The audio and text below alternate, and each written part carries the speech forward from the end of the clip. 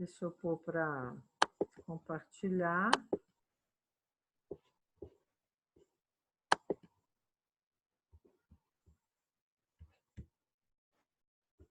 Pronto. Vocês estão vendo na tela?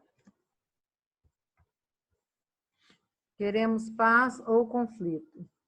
Desejamos paz. Não existe ninguém que não a queira. Ainda assim, há algo em nós que pede o conflito ou o enfrentamento. Talvez você não seja capaz de perceber isso nesse instante. Pode ser que tenha que esperar por uma situação ou até mesmo por um pensamento que dispare uma reação de sua parte. Alguém que o acuse de algo, que não o reconheça, que se intrometa em seu território, que questione sua maneira de fazer as coisas, que provoque uma discussão sobre dinheiro, etc. Diante de uma circunstância desse tipo, você consegue sentir o imenso impulso de força que começa a atravessá-lo, o medo, que talvez esteja sendo mascarado por raiva ou hostilidade. É capaz de ouvir sua própria voz se tornando áspera, estridente? Tem consciência de que sua mente está correndo para defender a posição dela, justificar, atacar, condenar? Em outras palavras, tem capacidade de despertar nesse momento de inconsciência? Sente que algo em você está em guerra, alguma coisa que se vê ameaçada e quer sobreviver a todo custo, que precisa do confronto para afirmar a sua própria identidade como personagem vitorioso dentro dessa produção teatral? Consegue sentir que existe algo em você que preferiria estar certo e em paz? São todas as questões que a gente deve se fazer.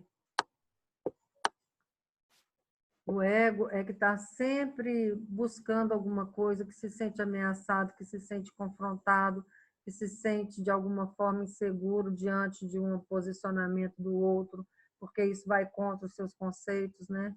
Então, por isso que é bom a gente questionar por que a gente está sentindo raiva, né? Por que está vindo esse desconforto interno? Alguma coisa está apontando, né? É o ego que está desconfortável, né? Por causa das crenças, dos conceitos, daquilo que você acredita que é certo ou errado, que é melhor ou pior, superior ou inferior, né? Aquilo que é você, aquelas suas ideias de quem você é, né? Então, o ego se sente ameaçado, né? Além do ego, nossa verdadeira identidade. Quando o ego está em guerra, saiba que isso não passa de uma ilusão que está lutando para sobreviver. Essa ilusão pensa ser nós. A princípio, não é fácil estarmos lá como testemunhas, no estado de presença, sobretudo quando o ego se encontra nessa situação ou quando um padrão emocional do passado é ativado. No entanto, depois que sentimos o gosto dessa experiência, nosso poder de atingir o estado de presença começa a crescer e o ego perde o domínio que tem sobre nós. Eu vou colocar esse pedaço de texto lá no grupo. E assim chega à nossa vida um poder que é muito maior do que o ego, maior do que a mente. Tudo de que precisamos para nos livrar do ego é estarmos conscientes dele, uma vez que ele e a consciência são incompatíveis. A consciência é o poder oculto dentro do momento presente. É por isso que podemos chamá-la de presença. O propósito supremo da existência humana, isto é, de cada um de nós, é trazer esse poder ao mundo. E é também por isso que nossa libertação do ego não pode ser transformada numa meta a ser atingida em algum ponto no futuro. Somente a presença é capaz de nos libertar dele, pois só podemos estar presentes agora, e não ontem nem amanhã. Apenas ela consegue desfazer o passado em nós e assim transformar nosso estado de consciência. Sim, e o que eu vejo, o que eu percebo, é que as pessoas têm essa crença da dificuldade, do impossível, de que tudo é muito difícil, né? Por exemplo, que a cura é difícil, que fazer isso, acabar com o ego é impossível, que não é, né, que não tem como fazer isso, que a gente tem que conviver com o ego, né? Você vai conviver com a sua individualidade, com seus aspectos, mas o ego, essas ideias, conceitos e condicionamentos, não. É claro que eles não somem do dia para o outro, mas a partir do momento que a gente tem consciência da sua existência, da manifestação do ego, ele perde a força. Alguns aspectos que já foram trabalhados por você, vai chegar no momento que eles vão simplesmente sumir mesmo. Eles desaparecem. Porque a consciência, que é a presença, ela vai ficando cada vez mais evidente e essa força para dissolver o ego fica muito, cada vez mais forte. Por isso que chama força. É uma força mesmo. E é uma força imensurável, que se transforma numa paz. Né? Quando você percebe a presença, ela é pura paz. Então, não adianta o ego estribuchar, né? Resistir, lutar, dar birra. Porque a partir do momento que você está consciente, quando não tem mais nenhuma dúvida, até a Regina colocou isso, um post que eu gostei muito do seu post, Regina, porque é aquilo.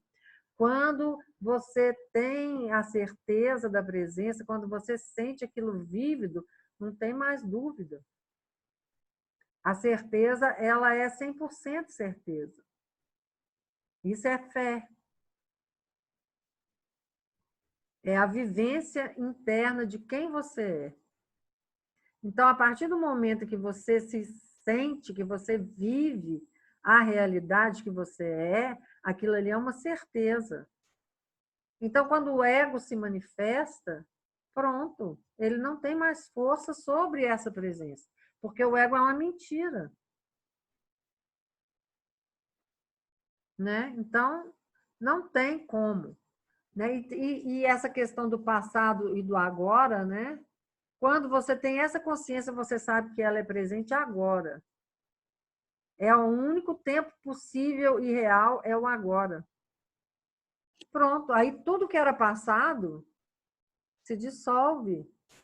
Não tem mais razão de você guardar nenhuma mágoa, nenhum ressentimento, nenhuma memória a esse respeito, de guardar sentimentos. Você pode ter uma memória, mas aquilo não vai te afetar. Não afeta mais. Está desatrelado do sentimento. É só uma memória, é só uma imagem. E às vezes aquilo ali desaparece, tanto que até a imagem desaparece também, porque não tem mais importância. Né? Então, é aquilo de estar consciente do agora, de estar presente. Quem você é. Aqui. Tinha caído, gente? Engraçado. Correu aqui. Vou continuar lá.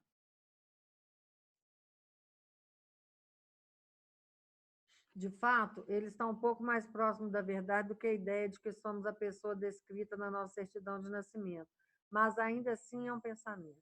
A compreensão da espiritualidade é ver com clareza que o que nós percebemos, vivenciamos, pensamos ou sentimos não é, em última análise, quem somos, que não podemos nos encontrar em todas essas coisas que são transitórias e se acabam continuamente. É provável que Buda tenha sido o primeiro ser humano a entender isso, e dessa maneira, a nata, né, a noção do não-eu, se tornou um dos pontos centrais dos seus ensinamentos. E quando Jesus disse, negue-se a si mesmo, sua intenção era afirmar, negue e assim desfaça a ilusão do eu. Se o eu, o ego, fosse de fato quem somos, seria um absurdo negá-lo. Certo? Então, se você nega, é porque ele não é você. Né? O ego não somos nós não somos o ego. O que permanece é a luz da consciência, sob a qual percepções, sensações, pensamentos e sentimentos vêm e vão. Isso é o ser, o mais profundo e verdadeiro eu. Quando sabemos que somos isso, qualquer coisa que ocorra na nossa vida deixa de ter importância absoluta para adquirir importância apenas relativa. Respeitamos os acontecimentos, mas eles perdem sua seriedade plena, seu peso. A única coisa que faz diferença realmente é isso. Podemos sentir nosso ser essencial, o eu sou, como o pano de fundo da nossa vida o tempo todo? Para ser mais exato, conseguimos sentir o eu sou que somos nesse momento? Somos capazes de sentir nossa identidade essencial como consciência propriamente dita? Ou estamos nos perdendo no que acontece na mente, no mundo? Se nós somos consciência, nós estamos sempre presentes, né? Aqui e agora, nesse instante, nós somos o que somos e somos essa presença. Essas memórias, o passado, é só passado. Passou. Tudo que vivenciamos, todos os sentimentos que tivemos naquele momento lá, passou. E o que faz mal é ficar remoendo esses sentimentos, né? Ressentindo, né? Porque passou, passou. Se houve algum aprendizado com isso, sim, o aprendizado vai permanecer. Mas o sentimento não precisa ficar ali, remoendo, sendo remoído, ressentido, né? Seja qual for a forma que assuma, a motivação inconsciente por trás do ego é fortalecer a imagem de quem nós pensamos que somos. O eu fantasma que passa a existir quando o pensamento, uma enorme bênção, assim como uma grande maldição, começa a dominar e a obscurecer a simples e ainda assim profunda alegria da conectividade com o ser, a origem, Deus. Independentemente do comportamento que o ego manifeste, a força motivadora oculta é sempre a mesma. A incessante necessidade de aparecer, ser especial, estar no controle, ter poder, ganhar atenção. E, é claro, a necessidade de experimentar uma sensação de isolamento, ou seja, de oposição, de ter inimigos. Olha, esse perfil aqui que a gente está lendo é aquilo que eu disse para você, Regina, antes, do narcisista, tá? Do narcisista patológico, porque todo mundo tem um traço de narcisista porque é o ego, né? Mas quando ele tem uma somatização de vários aspectos, né? Aí ele é aquilo que a psicologia trata como narcisista. O ego sempre quer alguma coisa das pessoas ou das situações. No caso dele, há sempre um plano oculto, um sentimento de ainda não é o bastante, de insuficiência e falta que precisa ser atendido. Ele usa as pessoas e situações para conseguir o que deseja, e até mesmo quando é bem-sucedido, nunca fica satisfeito por muito tempo. Em geral, vive frustrado com seus objetivos. Na maior parte do tempo, a lacuna entre o eu quero e o que acontece torna-se uma fonte constante de aborrecimento e angústia. A clássica canção dos Rolling Stones, I Can Get No Satisfaction, não consigo ter satisfação, é sua música. A emoção subjacente que governa todas as atividades do ego é o medo. O medo de não ser ninguém, o medo da não existência, o medo da morte. Todas as suas ações, enfim, destinam-se a eliminar esse temor. No entanto, o máximo que o ego consegue fazer é encobri-lo temporariamente, seja com um relacionamento íntimo, a aquisição de um novo bem, ou tendo um bom desempenho numa coisa ou outra. A ilusão nunca nos satisfaz, apenas a verdade de quem nós somos, se compreendida, nos libertará. Por isso que o ego, às vezes, algumas pessoas, alguns amigos, às vezes falam que eu sou muito rígida na hora que eu falo algumas coisas, que eu sou meia, assim, não é rígida, não é a palavra, que eu sou muito sagaz, talvez, assim, um pouco cortante nas minhas palavras, porque eu falo as coisas assim, na lata. Mas é porque eu não vou ficar passando a mão, acariciando o ego de ninguém, gente. O ego é uma mentira, para que eu vou acariciar ele? Eu vou logo mostrar a manifestação dele, para que a pessoa se livre logo dele. Mas as pessoas, algumas, não querem se livrar dele, né? Então, aí ficam, né? Ah, você é muito rascante na hora que você fala, né? Você fala as coisas assim, com muita rispidez, né? Você tem que ser mais leve. Mas como você vai ser leve, gente? Eu preciso, tem gente que você tem que dar choque de realidade. Eu não posso ficar enfeitando uma coisa que, sabe? Ah, você podia falar palavras bonitas, palavras, né? Mas é o meu jeito de falar, né? Eu acho que eu devo falar para as pessoas, eu não posso, que é a verdade que vai libertar a pessoa. Se eu continuo acariciando o ego, ah, que gracinha, que é isso, que é aquilo, ela não vai acordar nunca. Ela vai ficar ali, né, dormindo, no sonho eterno. Né? Se eu estou vendo aquela pessoa ali, que ela tem potencial para enxergar, que ela está quase vendo, por que, que eu vou ficar com, como é que fala, pisando em ovos? Aí muitos desistem, né?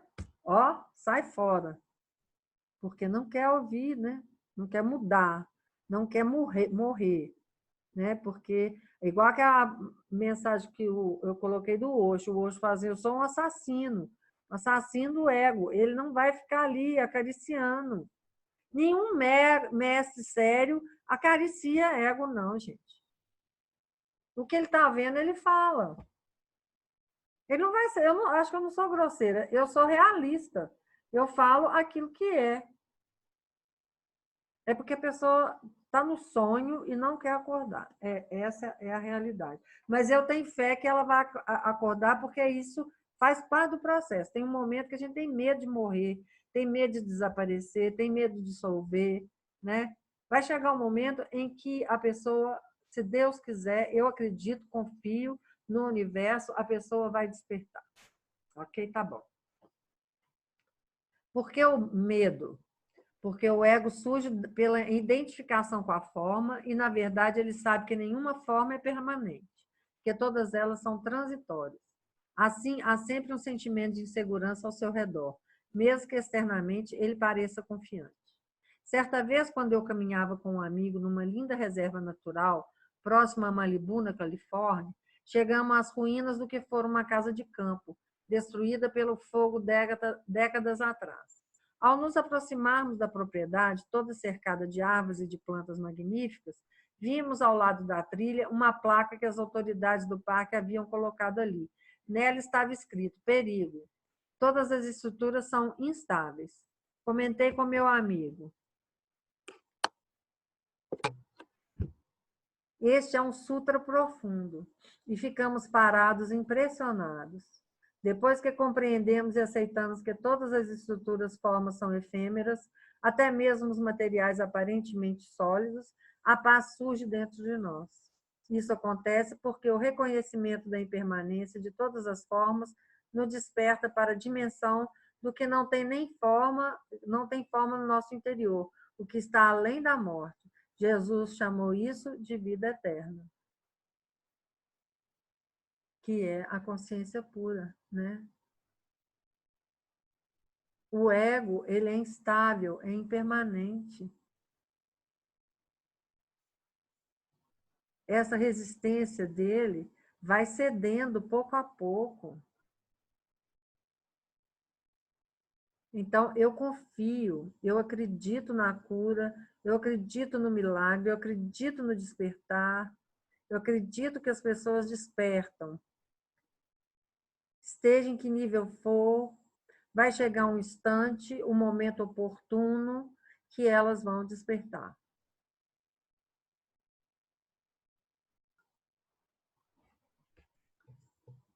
Bom, a necessidade do ego de se sentir superior. Existem muitas formas sutis de ego, que mesmo sendo tênues, podem observar com facilidade nas pessoas, e mais importante, em nós. Lembre-se, no momento em que nos tornamos conscientes do nosso ego, essa consciência emergente é quem somos além do ego, o eu profundo. O reconhecimento do falso já é o surgimento do real. Por exemplo, imagine que você está prestes a contar uma novidade a alguém. Já sabe o que aconteceu? Não vou lhe dizer. Se estiver alerta o suficiente, no pleno estado de presença, será capaz de detectar um rápido sentimento de satisfação dentro de si, imediatamente antes de dar a notícia, até mesmo se ela for má. Isso ocorre por quê? Por um breve momento, existe, aos olhos do ego, um desequilíbrio a seu favor na relação entre você e a outra pessoa. Durante esse instante, você sabe mais do que ela. Essa satisfação provém do ego e ela surge porque sua percepção do eu é mais forte em comparação com a outra pessoa. Ainda que o interlocutor seja o presidente ou o papa, você se sente superior a ele naquele momento porque sabe mais. Esse é um dos motivos que fazem com que muita gente se vicie em fofoca. Além disso, a fofoca costuma carregar um elemento de crítica e julgamento malicioso dos outros. Dessa forma, também fortalece o ego por meio da superioridade moral imaginada, que fica implícita em toda apreciação negativa que fazemos de alguém. Se uma pessoa tem mais, sabe mais ou pode fazer mais do que nós, o ego se sente ameaçado porque o sentimento de menos diminui sua percepção imaginada do eu em relação a ela. Assim, ele pode tentar se recuperar procurando de algum modo criticar, reduzir ou menosprezar o valor das capacidades, dos bens ou dos conhecimentos desse indivíduo. Nossa, como eu vejo isso. Ou pode mudar de estratégia. Em vez de competir, vai se valorizar por meio da associação com essa pessoa, caso ela seja considerada importante aos olhos dos outros. Aí começa até uma coisa que acontece, a pessoa tenta modificar a sua forma de ser, a sua forma de falar, de escrever, para se autoafirmar através de você. É incrível isso, o ego dela, né? E se você não faz o que ela orientou você a fazer, ela fica chateada, ela... Bom, deixa para lá. Ego e fama. O fenômeno bem conhecido de citar nomes, a menção casual de pessoas que conhecemos, faz parte da estratégia do ego para ganhar uma identidade superior aos olhos dos outros e, portanto, aos seus próprios olhos mediante associação com alguém importante. O mal de ser famoso é que a verdadeira identidade do indivíduo torna-se totalmente obscurecida por uma imagem mental coletiva. A maioria das pessoas que se aproxima de alguém célebre quer melhorar a própria identidade, a imagem mental de quem elas são. Foi o que eu falei antes lá. Por meio dessa associação. Talvez elas até ignorem o fato de que não estão interessados no indivíduo famoso, e sim apenas em fortalecer a sua percepção ficcional do eu. Acreditam que, por meio dele, podem ser mais. Tentam se completar por intermédio dele ou da sua imagem mental como alguém de renome, uma identidade conceitual coletiva inquestionável. Gente, como esse livro é bom. A supervalorização absurda da fama é simplesmente uma das muitas manifestações da loucura egóica do nosso mundo. Algumas celebridades caem no mesmo erro e se identificam com a ficção coletiva, isso é, com a imagem que as pessoas e a mídia criaram delas, e começam a se considerar, de fato, superiores aos réis mortais. Aí vem o narcisismo que a gente conversou antes, né? O resultado disso é que elas se tornam cada vez mais alienadas de si mesmas e dos outros, mais infelizes e mais dependentes da continuidade da sua popularidade, cercadas apenas por pessoas que se alimentam de sua autoimagem inflada, mostram-se incapazes de estabelecer relacionamentos verdadeiros. Albert Einstein, um minutinho, que foi admirado quase como sobre-humano e acabou se tornando uma das pessoas mais famosas do planeta, nunca se identificou com a imagem que a mente coletiva criou dele. Permaneceu humilde sem ego. E chegou a dizer o seguinte: uma contradição grotesca entre o que as pessoas consideram ser minhas conquistas e habilidades e a realidade de quem eu sou e do que eu sou capaz. É por esse motivo que um indivíduo famoso tem dificuldade para estabelecer um relacionamento verdadeiro com as pessoas. Uma relação autêntica é aquela que não é dominada pelo ego, que está sempre voltada para a construção da sua imagem e para a busca do eu. Num relacionamento genuíno, há um fluxo de atenção plena e receptiva que é dirigido a outra pessoa, e nele não cabe nenhum outro querer.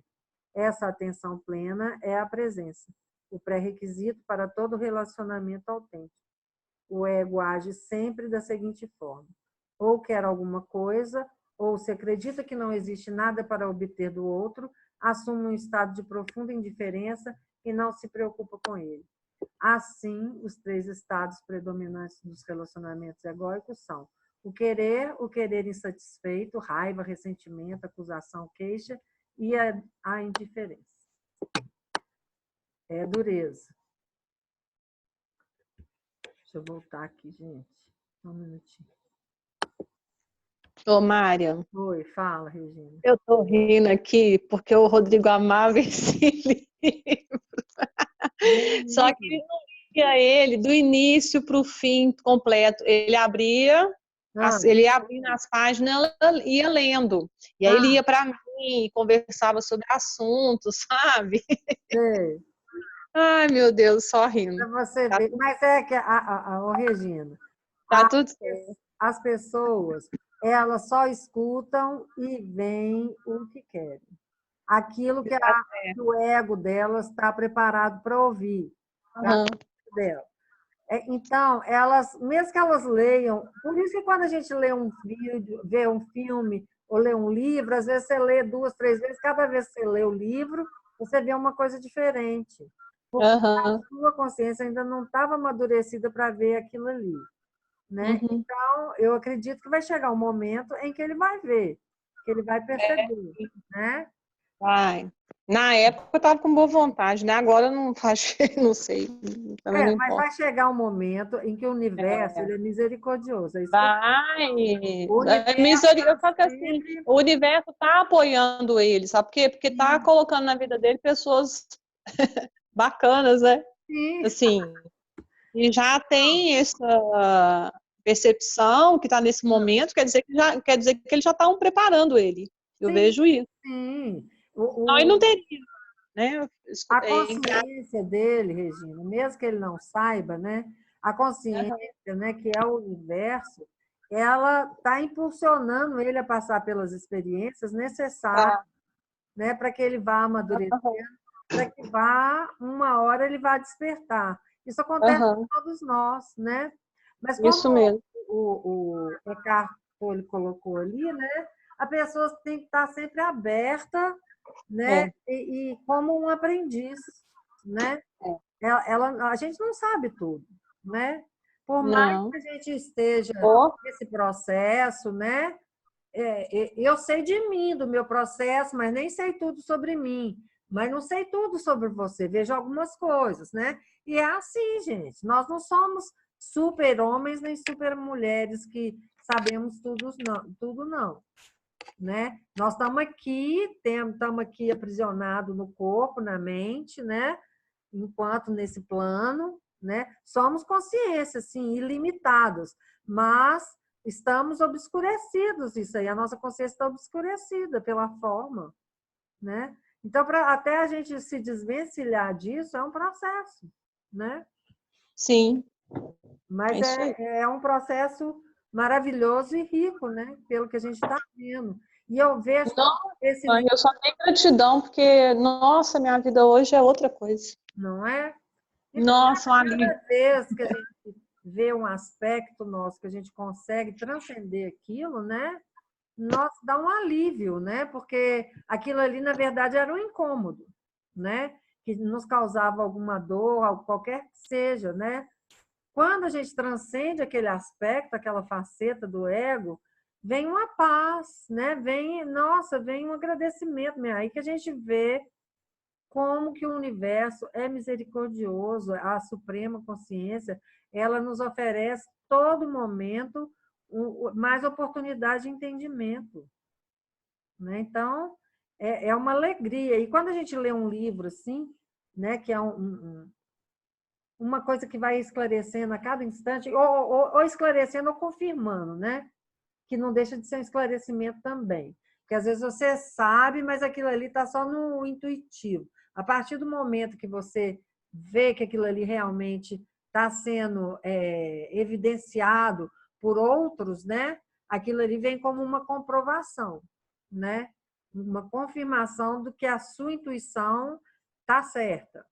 E vai te dando cada vez mais confiança na sua própria intuição, em quem você é Eu realmente, percebo isso também. não é? Uhum. Então, é tudo muito rico, muito bom. Nossa, maravilhoso tudo isso, Eu vejo uma perfeição assim absoluta, não não é? tenho dúvida nenhuma. Isso. E eu gostei muito desses trechos que nós lemos hoje, porque eu vou postar lá no grupo, porque vai ajudar algumas pessoas ali, porque algumas não têm dúvidas, né? E esse livro ajuda a esclarecer, né? Então, eu não digo que vai servir para todos, né? É isso que eu digo. Nem tudo que eu escrevo serve para todo mundo, mas serve para alguns que estão ali, né? Então, eu posto. Aqueles que se sentirem com afinidade, ótimo, aquilo ali vai ajudar. Para outros é só desconhecer, larga para lá, passa para frente, não tenta ficar entendendo. Porque tem pessoas que falam, mas eu não estou entendendo, tão difícil de entender. Mas não esquenta a cabeça, deixa para lá. Vai vendo o que você entende. O que você não entende, larga para lá. Uma hora você vai entender. Não é isso? Então, ficou alguma dúvida, gente? Sobre esses pontos que nós lemos hoje?